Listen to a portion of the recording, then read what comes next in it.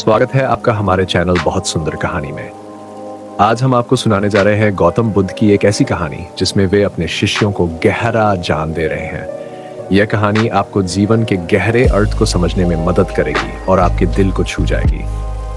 गौतम बुद्ध अपने शिष्यों के साथ एक लंबे प्रवास पर निकले थे।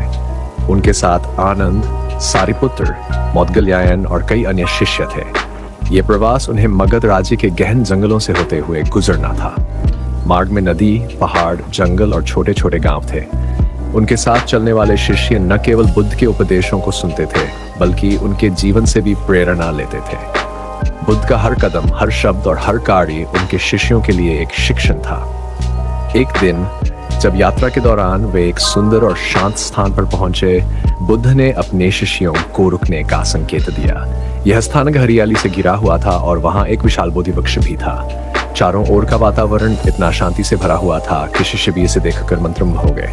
बुद्ध ने अपने शिष्य से कहा कि यह स्थान ध्यान के लिए उपयुक्त है। उन्होंने कहा कि हाँ, कुछ दिन रुकेंगे और मन की गहराइयों में उतरने का प्रयास करेंगे। शिष्य बुद्ध की आज्ञा का पालन करते हुए ध्यान में लीन हो गए, लेकिन बुद्ध देख सकते थे कि उनके कुछ शिष्यों के मन में अस्थिरता है।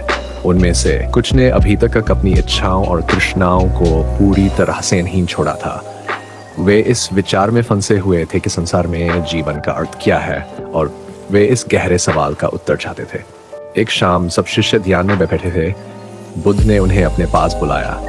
उन्होंने देखा कि सभी शिष्य बहुत ध्यान से उनके चेहरे की ओर देख रहे हैं। शिष्य अपने गुरुदेव से उस ज्ञान की प्राप्ति के लिए आतुर थे जो उन्हें संसार की सभी उलझनों से मुक्त कर सके। बुद्ध ने धैर्यपूर्वक शिष्यों से पूछा कि वे यहाँ क्यों आए हैं। क्या वे अपने जीवन में शांति की तलाश में हैं या कुछ और? शिष्य एक दूसरे की ओर देखने लगे।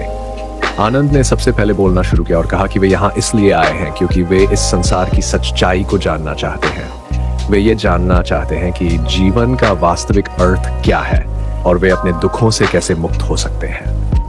बुद्ध ने अपनी आंखें मूंदीं और कुछ क्षणों के लिए ध्यान में डूब गए। फिर उन्होंने धीरे से कहा कि जीवन का अर्थ वही है जो तुम उसे देना चाहते हो। जब तुम संसार की प्रत्येक वस्तु से अपनी तृष्णा को समाप्त कर देते हो, तभी तुम सच्चे अर्थ का अनुभव कर सकते हो। यह तृष्णा ही है जो तुम्हें हर समय बेचैन और अशांत रखती है। फिर बुद्ध ने कर्म और पुनर्जन्म के गहरे सिद्धांतों के बारे में बताया। उन्होंने कहा कि मनुष्य के कर्म उसके भविष्य को निर्धारित करते हैं। हर व्यक्ति अपने कर्मों के अनुसार ही अपना अगला जीवन पाता है। अगर तुमने इस जीवन में अच्छे कर्म किए हैं तो तुम्हें अगला जीवन सुखद मिलेगा, लेकिन अगर तुम्हारे कर्म बुरे हैं तो अगला जन्म दुखदाई होगा। शिष्य इस विचार पर सोचने लगे। मौदगल्यायन, जो बहुत ही गंभीर और गहरे विचारों वाले थे, ने पूछा कि यदि उनका पुनर्जन्म उनके कर्मों पर आधारित है तो क्या वे अपने वर्तमान जीवन में अपने कर्मों को बदलकर अपने भविष्य को सुधार सकते हैं? बुद्ध मुस्कुराए और बोले कि उनके वर्तमान कर्म ही उनके भविष्य का निर्माण करते हैं। यदि तुम अपने विचारों और कार्यों को शुद्ध करोगे तो तुम अपने अगले जीवन को भी शुद्ध और शांत बना सकते हो। ये जीवन एक साधन है जिसमें तुम अपने कर्मों को सुधार सकते हो और दुखों से मुक्त हो सकते हो। इसके बाद बुद्ध ने अहंकार के बारे में बताया। उन्होंने कहा कि मनुष्य का अहंकार ही उसे संसार की सच्चाई से दूर रखता है। जब तक तुम अपने अहंकार को नहीं छोड़ोगे तब तक तुम इस संसार की वास्तविकता को नहीं समझ सकते। अहंकार तुम्हें भ्रम में डालता है और तुम्हें यह विश्वास दिलाता है कि तुम सब कुछ जानते हो। लेकिन सच तो यह है कि जब तुम अपने अहंकार से मुक्त हो जाते हो तभी तुम सच्ची बुद्धि और ज्ञान प्राप्त कर सकते हो। सारिपुत्र, जो बुद्ध के अत्यंत प्रिय शिष्यों में से एक थे, ने पूछा कि अहंकार को कैसे छोड़ा जा सकता है। क्या यह संभव है कि वे पूरी तरह से अहंकार से मुक्त हो सकें? बुद्ध ने उत्तर दिया कि अहंकार को छोड़ने के लिए तुम्हें अपनी आत्मा को समझना होगा। आत्मा को समझने का मतलब है कि तुम अपने भीतर की गहराइयों में जाकर अपनी वास्तविकता को पहचानो। जब तुम ये समझ जाओगे कि इस संसार में कुछ भी स्थायी नहीं है, तब तुम्हारा अहंकार स्वयं ही समाप्त हो जाएगा। ध्यान और आत्मचिंतन इस प्रक्रिया में तुम्हारी सहायता करेंगे। कुछ दिन बीत गए और एक दिन बुद्ध अपने शिष्यों के साथ नदी के किनारे बैठे थे। सूरज ढलने वाला था और आसमान नारंगी रंग में रंगा हुआ था। नदी का पानी शांति से बह रहा था और आसपास का वातावरण बेहद शांत और सुरम्य था। बुद्ध ने अपने शिष्यों से कहा कि क्या तुम इस नदी की तरह शांत और स्थिर हो सकते हो? क्या तुम अपनी भावनाओं को नियंत्रित कर सकते हो जैसे ये नदी अपने प्रवाह को नियंत्रित करती है? शिष्य बुद्ध के इस प्रश्न पर सोचने लगे।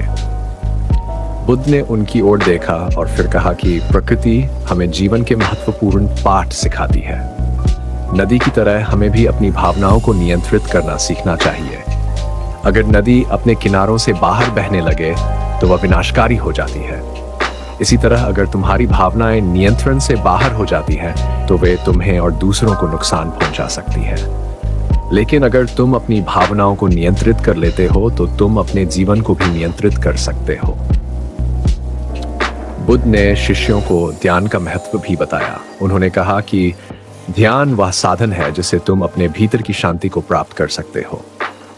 जब तुम ध्यान में बैठते हो तो तुम अपने विचारों और भावनाओं को देख सकते हो। तुम देख सकते हो कि वे कैसे आते हैं और चले जाते हैं। तुम देख सकते हो कि वे कैसे तुम्हारे मन को प्रभावित करते हैं।